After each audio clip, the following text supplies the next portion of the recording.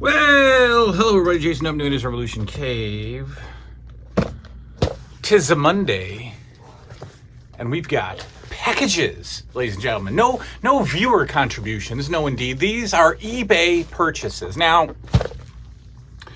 I have been, what happened? It was my friend, the Cassette Phase, Perry the Rad Zone. He does a show. This is how it works with me. He does a show about sodas from our childhood. I go and I buy a tab can. That's up on the shelf. But then that started generating the idea of revisiting 80s stuff, like some of the stuff behind me. Not counting the Dallas stuff. In fact, that stuff is probably going to have to get moved, because I want the room over here for more 80s stuff. So you can see that shelf. It's not toys. It's a camera. It's a clapper. It's a, VHS Plus or VCR Plus, whatever. You got an Atari game up there. We got an AM, FM radio. The phones are up there. The alarm clocks are up there. This is like my 80s stuff. I've got, some products too. The Dixie cups, the Hawaiian Punch can. We got the Old Spice.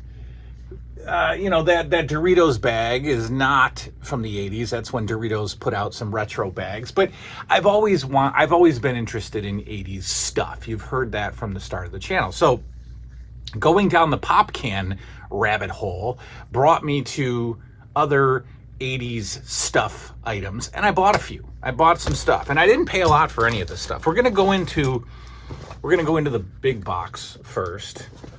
This is a very nice box. This is a very appropriate sized box for the product that's inside. Now, I know what all of these are, obviously. They all came on the same day, which makes me happy. There's another item probably coming Wednesday, which you will enjoy. Oh, we've got a personal thank you card from, we'll give them their props. The Pagoda Picker in Reading, Pennsylvania. The Pagoda Picker, ladies and gentlemen. Ooh, bubble wrapped and everything. Now, what did I get? What's the first 80s stuff item that's going to make me move some of this Dallas stuff around? Let me cut the bubble wrap off, because I'm going to reuse that bubble wrap to send some stuff out myself. We're working on it still, don't worry. Just some thick bubble wrap and some crappy scissors. That's not a good combination, folks. First item up in the 80s stuff category is a very clean, dare I say, unused. This is an unused, I'm willing to bet, an unused Coleman Pizza Hut Pepsi jug. There's the Pizza Hut, folks. This is the relief pitcher. You get it? The Pizza Hut relief pitcher. Pepsi product. It doesn't say. I think this is 85. There's no date on it. But you're not supposed to put it in the dishwasher. So there you go. I'm probably never going to use this because, it smells very mothball-y. Very, very, very mothball-y. I like that smell. I know that's weird. That's kind of a comforting smell. I don't want my house to smell like it, but I would really like to have this filled up with some ice and some Pepsi and just... But until then, this is going to sit on the shelf. The Pizza Hut Relief Pitcher half-gallon Pepsi jug. Beautiful. Absolutely beautiful. This was, I don't know, $14 maybe. Nothing is over $20. Nothing. And I think one item is like $6 or $8. Pizza Hut really, so after the tab can, I was just, you go down a rabbit hole, and I started looking up Pizza Hut stuff, I started looking up McDonald's stuff again, and then this popped up, and I just, I saw it for like $44, so I just searched for other ones, and they're all over the place price-wise. So this was like $14, and it's fantastic. Love it. Now I want to put it all over here, so I'm going to clear out this Dallas stuff. I'm going to move the Dallas stuff over there. It gives me like one more shelf for 80s stuff, which I don't like, because I got a feeling that this room is eventually going to be divided up between wrestling stuff and 80s stuff, which means some toys might go away again later down the road. No big deal. It's not really happening now. Don't worry. There is something else to talk about in the way of wrestling, but we'll see. Here's our first thing, the Relief Pitcher half-gallon jug from Pizza Hut. Next up, this is the only one of these that is cheap. I don't know why this is so cheap in comparison to the value or the assumed value of these types of items. What is he talking about? Well, I'll tell you in a minute. You see these all the time for like $10. I don't know why this particular one is $10 and the rest are like, listed for $250. But I started going down the cereal box rabbit hole. Thank you again, Cassette Phase. But he didn't do cereal. No, he didn't. He did Pop. Well, Pop sends me down a rabbit hole, and I end up in cereal. And I like cereal boxes because I like that era, But cereal boxes on eBay, again, like everything else, are stupid prices. Except for whatever reason, this one. And this one doesn't do much for me other than the fact that it's a cereal box and it's from late 80s. This is 1989. Oh, it's got some damage on the bottom that I'll have to tape up. No problem. But for, what did I pay for this?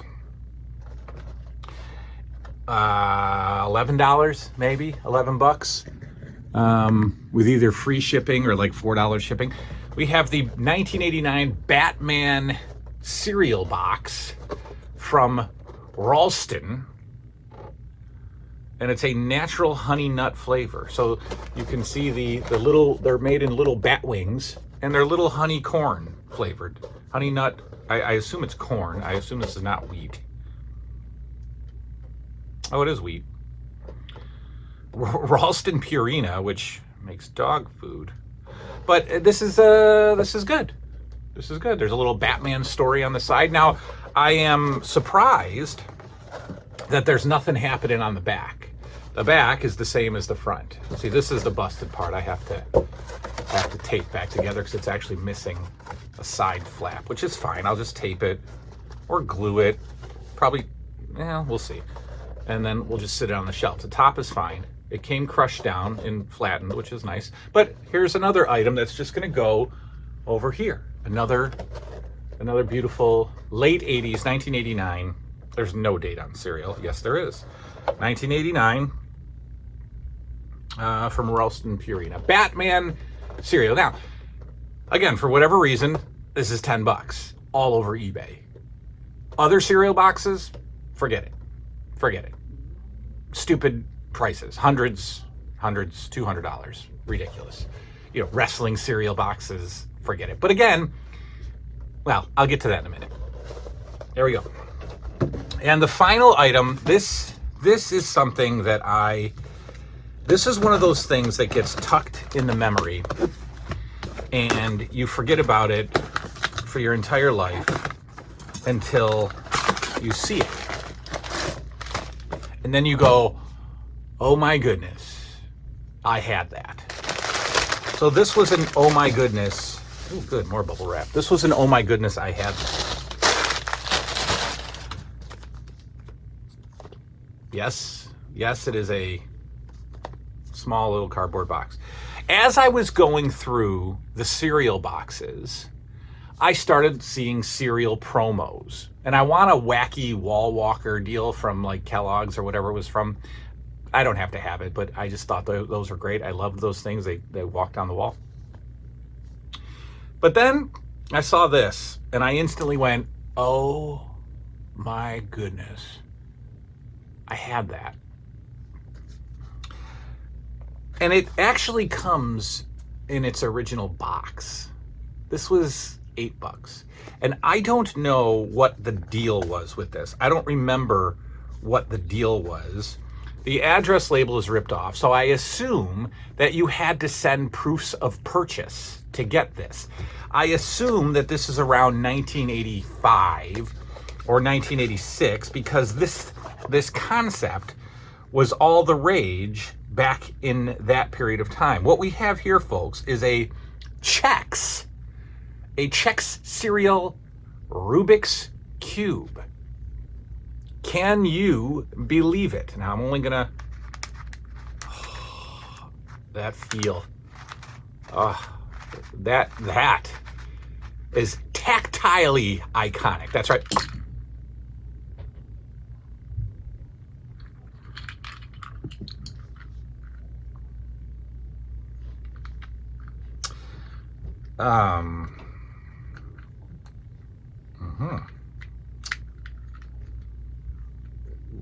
It has fallen apart. It has fallen apart, folks. Okay. The Rubik's Cube has fallen apart. Why did I do that? Why did I move the Rubik's Cube around? Well,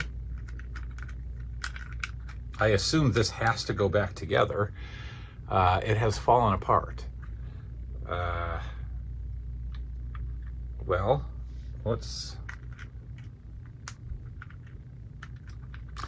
that's frustrating.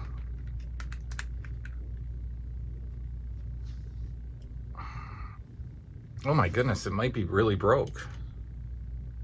There's like a screw. Oh no, wait, I think this screws into this.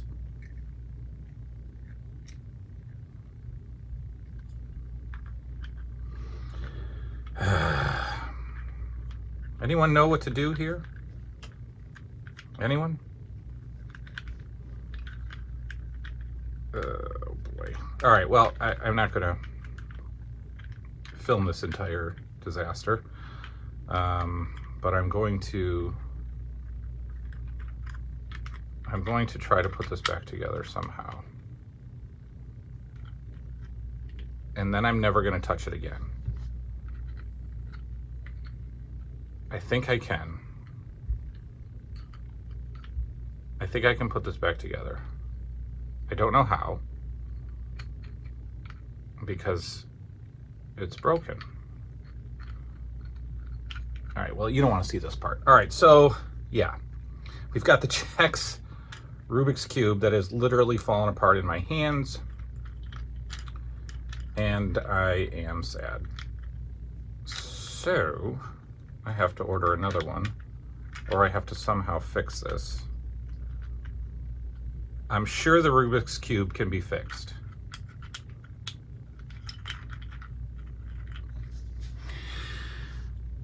Those are my pickups for the day. We might do an LJN video tonight.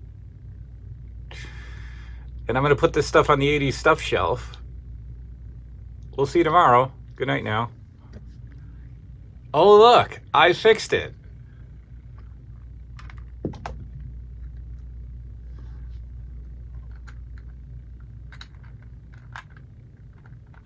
But not entirely, because I have to put the middle piece in first, and then it'll be fine. I fixed it. I can't tip it upside down right now, but I kind of fixed it, and it's just going to sit on my shelf and never be touched again. That was interesting.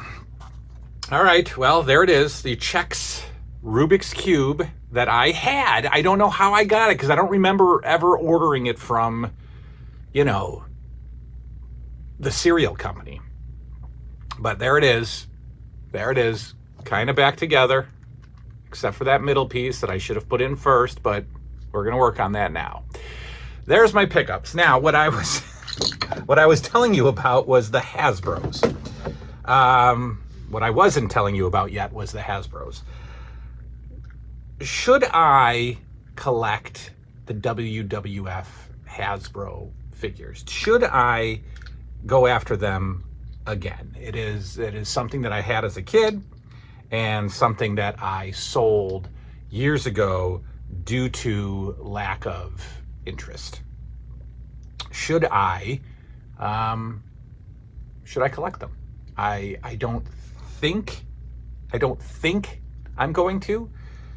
They still don't really do it for me, but we'll see. They've been on my mind lately. It would be a massive undertaking. It would be an expensive collection. I'm not sure I'm going to do it, but I'll keep you posted. I'm still a little shaken about the Rubik's Cube, but we'll see you later tonight, hopefully with LJN Revisited. I got to work on this. We'll see you next time. Good night now.